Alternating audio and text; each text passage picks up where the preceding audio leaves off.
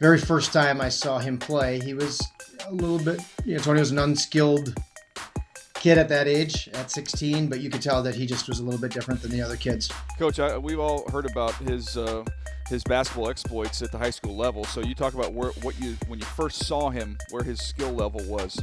By the time he left the program, what type of advancements had he made in his game, and was he a legitimate, college caliber basketball player? Yeah, he was very under the radar. His sophomore, junior year, he only averaged about 15 a game, but he was a stat filler.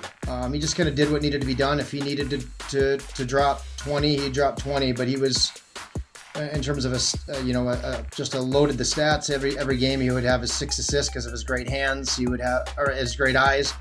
His 5 or 6 steals with his great hands, and then obviously he was just so consistent every game. His senior year is when he turned it up a notch. We did get moved to a bigger conference, and his play had to be increased, and he just took it to a different level.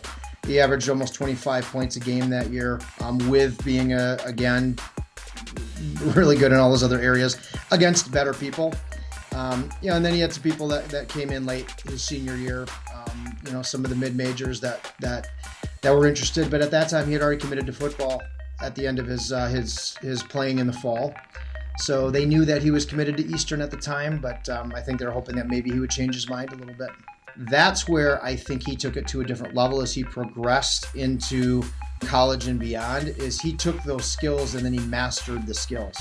And those were conversations that I had with him is if you want to be good, you got to get better. So he improved his jump shot. He improved his three-point percentage. He became a better shooter where before he was just a scorer.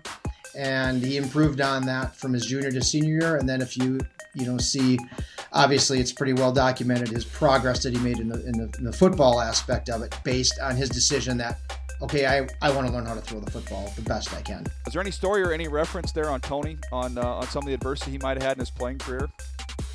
Well, I think his adversity started just as kind of a no-name recruit, only going on partial scholarship. Maybe, it started there just, and I think that was a springboard for him to say, you know what, okay, nothing's going to be given to me. And if you go in again, you go back and look at the conversations that took place, that they weren't even sure at the college level that he could be a college quarterback. So part of the adversity, I think, with people is just deciding that I want to be good at this. I want to excel at this. And Tony was just that person that he was never going to, hit the wall. He was just going to prove it to himself that until I'm told I can't do this, I'm just going to go for it.